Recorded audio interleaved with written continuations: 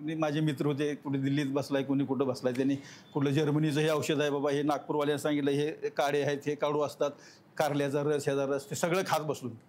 पण 4 महिने झाले तरी काय माझी 350-400च्या साखर येतच नव्हती.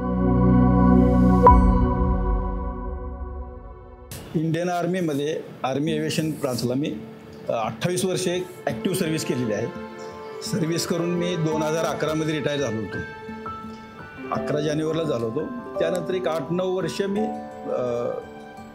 ह्या फील्डमध्येच गेले की ह्या भ्रमातच होतो की मला काय होऊ शकत नाही, मी खूप ॲक्टिव्ह आहे, मला काही प्रॉब्लेम होणार नाही.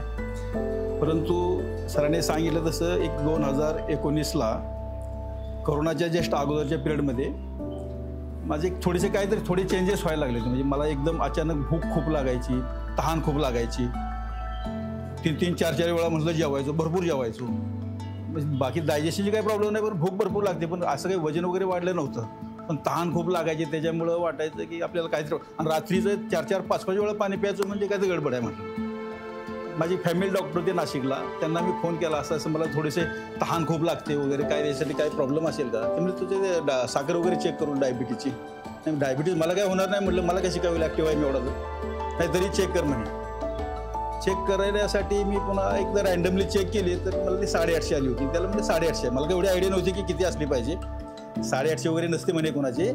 पुन्हा फास्टिंग पीपी व्यवस्थित होते, त्याला चेक करून मला पुन्हा सांग. पुन्हा दुसऱ्या दिवशी मी सकाळी दोन्ही चेक्स केले तर 750 आणि 850 आली. म्हणजे काहीतरी गडबड. त्यांना सांगितलं तर ते म्हणे नाही एवढं शक्य नाही, पण तरी बी हे जास्त आहे 100% आणि खूप सिरियस आहे. आता कुठे आहे म्हणे, तू हॉस्पिटलला आहेस की कुठं? नाही मी म्हणजे माझ्या कंपनीमध्ये आलो, मी गाडी चालवून आलो म्हणलं 50 किलोमीटर आणि कंपनीमध्ये. काही नको म्हणे, असं आहे. अशा परिस्थितीमध्ये साताऱ्यामध्ये जो कोणी सगळ्यात मोठा डायबिटॉलॉजिस्ट असेल त्यांच्याकडे जाऊन लगेच कन्सल्टन्सी करून काय समस्या आहेत कळेल म्हणजे. तर आमचे एक सातारचे डॉक्टर आहेत, सातारचे फेमस आहेत ते, तर त्यांच्याकडे गेलो. मी रिपोर्ट वगैरे दाखवले तर त्यांनी मला बऱ्यापैकी ह्या सगळ्या गोष्टी बघितल्यानंतर खूप सारे म्हणजे मेडिसिन्स लिहिले, सांगितलं हे तुम्ही आता व्यवस्थित औषधं घेत जा, दर महिन्याला माझ्याकडे येत जा, किंवा मला त्यांनी इन्सुलिनचा एक डबा दिला. ते म्हणजे हे सकाळ दुपार संध्याकाळ घ्यायचे, ह्या पिरियडमध्ये घ्यायचं, आणि तुम्ही असं रेग्युलरली घेतलं तर तुम्ही ठीक राहाल. म्हणजे जिंदगीत कधी औषधच घेतलं नाही मी. हे 3 टाईम इंजेक्शन घ्यायला सांगतात म्हणजे काहीतरी मला एवढं वाटलं नाही की ते घेतलं मी सगळं. 5-6 हजार रुपये ते बिल केलं त्यांनी. ते घेऊन मी आलो. त्या डॉक्टरांना सांगितलं, विचारलं, म्हटलं अहो डॉक्टर साहेब हे असं त्यांनी इन्सुलिन दिलेलं आहे, मला काय करू मी, मला इन्सुलिनचं काही घ्यायचं नाही.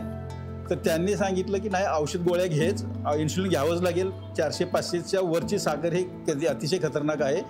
कुठलाही शरीराचा मोठा पार्ट तुझा एकदम निकामी होऊ शकतो, त्यामुळे हे जरुरी आहे.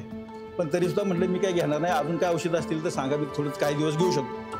पण तिने औषधं वगैरे सांगितलेले ते सर्व 2-3 टाईम घ्यायचो. पुन्हा इतर लोकांनी कुणी माझे मित्र होते, कुठे दिल्लीत बसलाय, कुणी कुठं बसलाय, त्यांनी कुठलं जर्मनीचं हे औषध आहे बाबा, हे नागपूरवाल्यानं सांगितलं, हे काळे आहेत, हे काढू असतात, कारल्याचा रस, ह्याचा रस, ते सगळं खात बसलो. पण 4 महिने झाले तरी काय माझी 350-400च्या साखर येतच नव्हती. त्या पिरियडमध्ये माझे एक मित्र होते आर्मीमधले, लोंढे साहेब. तर त्यांनी मला सांगितलं की तुम्ही एक आपले पुण्यामध्ये prevention and reversal of lifestyle डिसिजेसवर डॉक्टर राजेंद्र माने साहेब काम करतात, त्यांना भेटून घ्या, म्हणजे त्यानंतर तुम्हाला काहीतरी चांगली ज्यांना रस्ता मिळेल. तर मी त्यांच्याकडे आलो होतो. पहिल्या पिरियडमध्ये त्यांना माझे सगळी कहाणी सांगितली. तर त्यांना मी थोडंसं सिरियसली घेतलं त्यांनी. ते म्हटलं मला हे रिव्हर्स करायचं आहे, काय करावं लागेल मला सांगा आणि किती दिवस लागतील. मी टायमिंगमध्ये विचारलं त्यांना माने साहेबांना. ते म्हणले आपण 1 वर्षाचा प्रोग्राम पुढे 1 वर्षामध्ये तुम्हाला रिव्हर्स करू शकतो. नाही म्हटलं मग काही कमी पिरियडमध्ये होईल का? कमी पिरियडमध्ये होईल, 6 महिन्यात बी होऊ शकते म्हणे, तुम्ही किती सिरियसली कराल. त्यानंतर मी एक डेडिकेटली त्यांच्या सर्व प्रोग्राम फॉलो केल्यानंतर अक्षरशः 3 महिन्यामध्ये मी रिव्हर्स झालो. 3 महिन्यामध्ये माझी साखर 100वर झाली. आणि औषधं बंद केली, पूर्ण औषधं त्यांनी बंद केली माझी. औषधं बंद केल्यानंतर, कारण एक लाईफस्टाईल डिसीजमध्ये एक पाहिलं मी नंतर, थोडं कन्सिस्टंटली आपल्याला खूप प्रयत्न करावे लागतात. आणि ह्या औषधं खाण्यामुळं कमीत कमी 20 वर्षाचं आयुष्य तरी कमी होतं.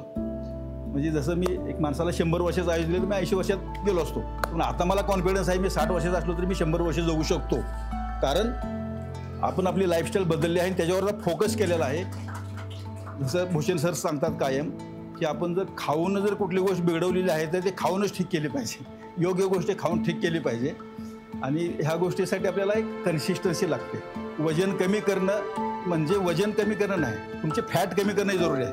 तुम्ही मसल आणि बोन डेन्सिटी जर कमी करत असाल तर ते नुकसानदायक आहे, हे बी समजलं. तर हे करत असताना आपल्याला आपल्या आहारामधले ठराविक म्हणजे एक पिन पॉईंट सांगितले त्यांनी की बाबा प्रोटीन रिच किंवा फॅट रिच खाणं, कॉम्प्लेक्स कार्बोहायड्रेट खाणं किंवा सिम्प्लेक्स कार्बोहायड्रेट्स कमीत कमी खाणं, ह्या गोष्टी. आणि ह्याच्यामध्ये अजून एक गोष्ट की तुम्ही चिटिंग करू शकता पण रोज नाही, कधीतरी चिटिंग कराल, ते चिटिंग तुमच्यासाठी ॲक्सेप्टेबल आहे.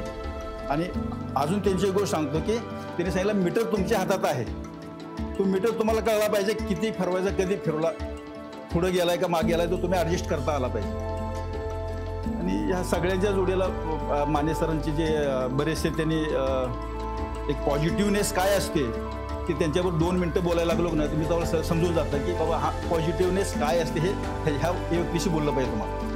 तर ते पॉझिटिव्हनेस खूप चांगल्या प्रकारे शिकायला मिळालं. त्याचा एक फायदा झाला की खरोखर माझी लाईफस्टाईल अशी बदलली की मी अजूनसुद्धा एक 900 किलोमीटरपर्यंत कार चालवून द्वारकेपर्यंत जाऊ शकतो हे पाहिलं मी नॉनस्टॉप. म्हणजे तेवढी एनर्जी ह्या वयामध्ये राहू शकते आणि अजून बी टिकू शकते. ही लाईफस्टाईलची जी बिमारी आहे ते लाईफ टाईमसाठी तुम्ही बदलली पाहिजे. एक लाईफस्टाईल 2-4 दिवसासाठी लाईफस्टाईल बदलणं किंवा 2-4 महिन्यासाठी बदलणं लाईफस्टाईल असं नाही, तर ती लाईफ टाईम आपल्याला मेंटेन करता आली पाहिजे.